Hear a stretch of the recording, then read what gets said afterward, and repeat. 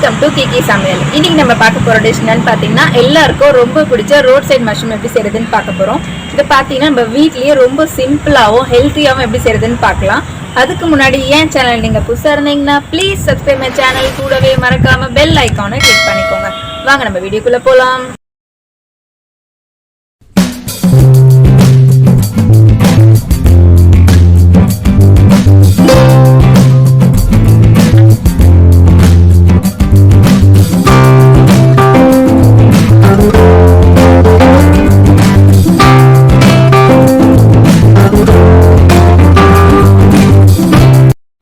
நம்ம இன்றைக்கி road side காளான் எப்படி செய்கிறதுன்னு பார்க்க போகிறோம். அதுக்கு முன்னாடி தேவையான பொருட்கள்னு பார்த்துடலாம்.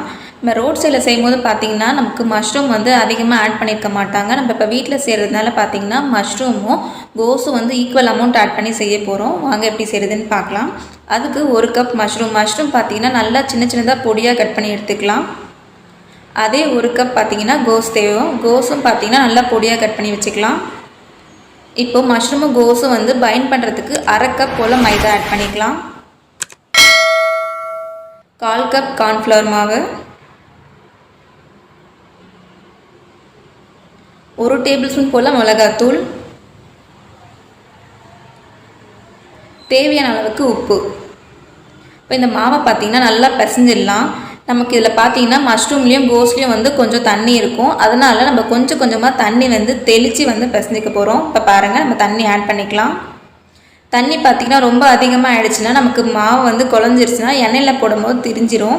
அதனால கரெக்டாக பார்த்திங்கன்னா வடை செய்வோம் பார்த்திங்கன்னா அந்த பதம் இருக்கணும். இப்படி உருட்டி பாருங்கள். உருட்டி பார்க்கும்போது கரெக்டாக நமக்கு பைண்ட் ஆகிருக்கணும் அந்த பால். அப்போ தான் நம்ம எண்ணெயில் போடும்போது ஈஸியாக உறிஞ்சிரும். அதே சமயத்தில் பார்த்திங்கன்னா நமக்கு எண்ணெயும் அதிகமாக இழுக்காது. இதுவே நம்ம பெரிய பெரிய இதுவாக வடை மாதிரி போட்டிங்கன்னா உங்களுக்கு எண்ணெய் அதிகமாக இழுக்கும். சின்ன சின்னதாக போடும்போது பார்த்திங்கன்னா அது ரொம்ப ஈஸியாகவும் வெந்துடும். நமக்கு எண்ணெயும் அவ்வளோ இழுக்காது. இப்போ பாருங்கள், நமக்கு நல்லா கோல்டன் ப்ரௌன் கலரில் கிடச்சிருச்சு. நம்ம லைட்டாக திரும்பி விட்டுக்கலாம் நம்ம பால்ஸை.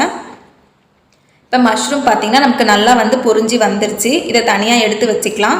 அடுத்து மசாலா செஞ்சிடலாம். இதுக்கு கடாயில் 2 டேபிள் ஸ்பூன் போல் எண்ணெய் ஆட் பண்ணிக்கலாம்.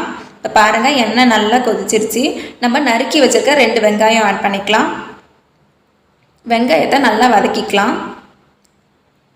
இதில் 1 டேபிள் ஸ்பூன் போல் இஞ்சி பூண்டு பேஸ்ட் ஆட் பண்ணிக்க போகிறோம். இப்போ நம்ம ஆட் பண்ணியாச்சு. பச்சை வாசனை போகிற அளவுக்கு நல்லா வதக்கிக்குவோம்.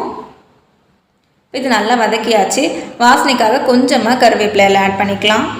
அடுத்து 1/2 டேபிள் ஸ்பூன் போல் மஞ்சள் தூள், 1 டேபிள் ஸ்பூன் போல் மிளகாய் தூள், 1 டேபிள் ஸ்பூன் போல் தனியாத்தூள், தேவையான அளவுக்கு உப்பு.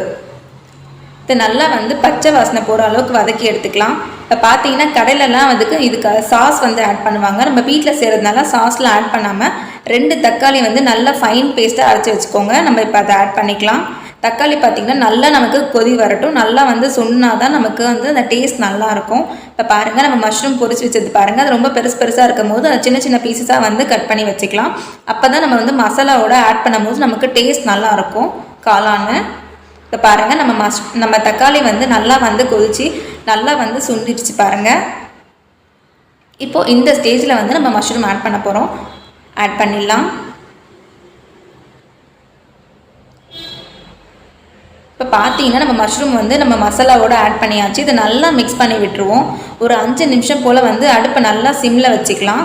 இப்போ பார்த்தீங்கன்னா கடையில் வைக்கும் போது மஷ்ரூம் ஒரு செமி சாலிடாக தான் இருக்கும். அதுக்கு பார்த்தீங்கன்னா 1 டேபிள் ஸ்பூன் போல் கார்ன்ஃப்ளவர் மாவு, 1 கப் தண்ணி. இதை நம்ம மிக்ஸ் பண்ணும்போது பார்த்தீங்கன்னா கட்டிலாம் இல்லாமல் மிக்ஸ் பண்ணிக்கணும்.